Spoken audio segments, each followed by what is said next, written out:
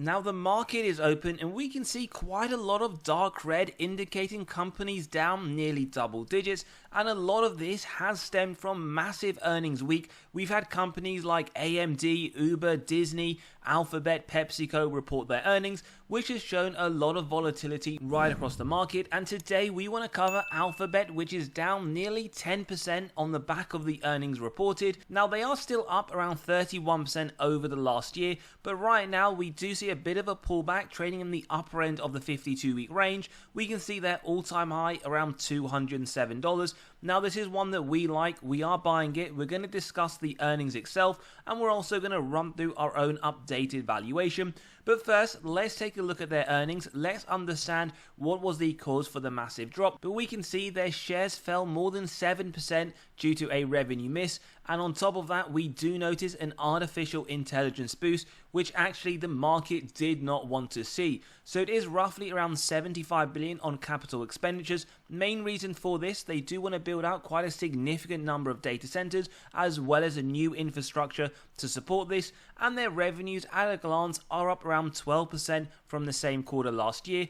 However, pretty much the majority of their segments, YouTube advertising revenue, search business, and others did slow down, which is causing a bit of a worry for the market. Now we will just show you and highlight one key thing for those that maybe aren't aware, but their search advertising, which came in this quarter at around 54 billion, is the main chunk of Google and the revenue they bring in. We have YouTube here at a close second at 10.5 billion, and we do notice that is up 14% year on year, search up 13%, with their total segment up around 12% year on year. Nice to report that both gross profit margin as well as operating profit margin did see some efficiencies, up 1 percentage point and 5 percentage point respectively, as well as their bottom line net income, which does come at a 28% margin. Now we just showed you that their main largest revenue driver is the search business, and when we look at the last 10 years, we can see January 2015, they did hold around 90% in terms of the market share. We have others being Yahoo, Baidu, as well as others that are less well known.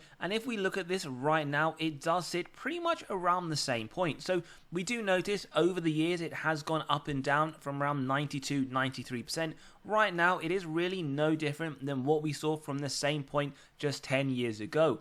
Now, why we highlight this? Because ultimately we have a lot of articles that have come out talking about how Googling is now for old people, and that is a problem which is ultimately going to affect their main largest driver. That is something that remains to be seen, but not yet something that we can see clearly from when we do digest the reported earnings. So let's take a look. We can see they topped the actual EPS by around 2 cents, which is always great to see. However, their revenue came in at 96.47 billion, below the 96.56 expected, and whilst you're probably looking at that the same way I am, thinking it is very marginal, analysts clearly did not like that. As we mentioned, total revenue up around 12%, but the main issue that they did see was the fact that the different segments did come in lower. Another issue that definitely was the ultimate driver for this drop today was that their plans to spend 75 billion on capital expenditures, as we did discuss before, is significantly, and we mean significantly, higher than what Wall Street were anticipated to hear, of 58.84 billion.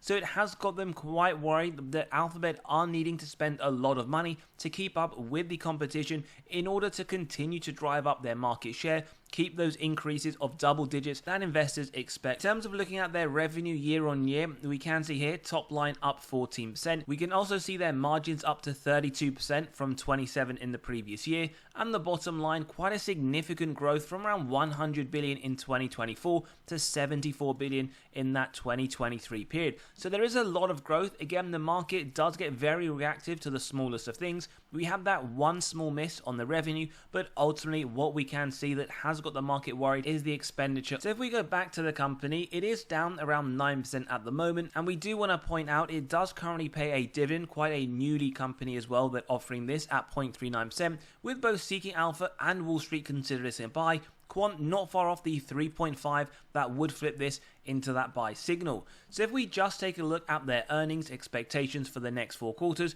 we can see for 2025 they do expect growth. In fact, for 2 of them, they're anticipating double-digit increase. And one thing we do quite like about Alphabet is the constant performance of outperforming analyst targets, 100% track record. And look, based on the December 2025 EPS, the forward P right now is trading at 22.83, making it the cheapest in the Mag 7. However, they do get an F on the valuation. Main reason for this, they do trade higher than the sector median at around 66%, so it does trade at a premium.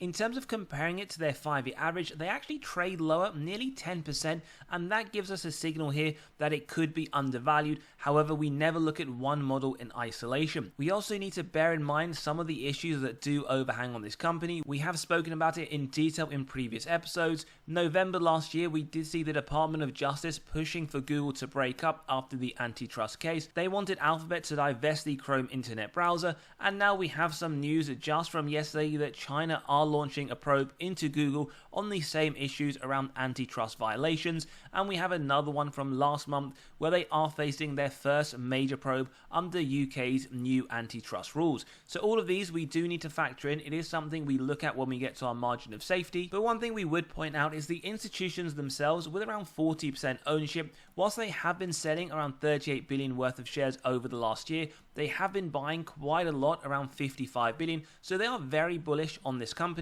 Yes, we can see the latest quarter, they've sold twice as much as they have bought, but again, a constant theme we have seen from the institutions. So we would say 2024 alone, institutions have been buying a lot of shares. They are very, very bullish. On the other side of the coin, we do look at the insider ownership, around 12%, and we have seen here around 119 million worth of shares sold over the last year. Just in the recent quarter, we see around 1.4 million worth of sales sold, and we do see this very typical, so we would say there is nothing that stands out. Insiders continue to sell their shares of the company, and for full transparency, we will show you who these insiders are. The most recent one, the Chief Accounting Officer, on the 3rd of February, so actually just a few days ago, selling over 1,000 shares, netting them $271,000. Information is here. We would always say, not a bearish signal for us. They sell for many reasons, personal and financial, and as always, do your own due diligence before executing on any shares. In terms of the company itself, we will just highlight the dividend safety score does look to be safe with a score of 80. And if we look at this valuation model, which does pinpoint the company against the 5-year average of the PE, over the last year, in fact, the blue tunnel, two things to point out, indicates the expected fair price. Nice to see it is increasing over time. And then we get here where it sits pretty much in the midpoint right now of this tunnel, indicating reasonable valuation. But remember, we don't look at any one of these models in isolation. We will run it through our own DCF model shortly. Highlighting a few other key metrics. Now, free cash flow payout will highlight because they have started to pay a dividend below 60%. In fact, 11% anticipated over the next year. So we would like to see a nice double-digit increase to that dividend moving forwards. Free cash flow, very impressive. As always, we want consistent growth over the longer term. Not only is that something we get here, but also a large jump expected over the next 12 months. Then we look at the sales growth, pretty much double digit nearly every single year, 9 of the last 10 years, in fact, 14% in 2024. And you can see from a sales point, it has been ticking upwards and quite significantly, 75 billion in 2015, 350 billion in 2024.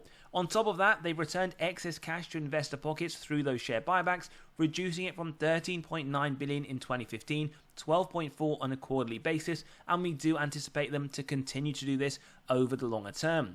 In terms of looking at the ROIC, not only above the 10% minimum we want to note, as that does give us faith management are able to effectively allocate their capital, but it has been increasing over the last 10 years, 32% on a trailing 12-month. Investors will love to see that, and their margins looking very strong on the operating side, not only above the 12% minimum, but we get efficiencies going from 26% to 32%, and the free cash flow margin looking very strong, well above 5% on a consistent basis, definitely a free cash flow machine. Then we get to the net debt to EBITDA, probably the best metric yet, which we want to see below 3.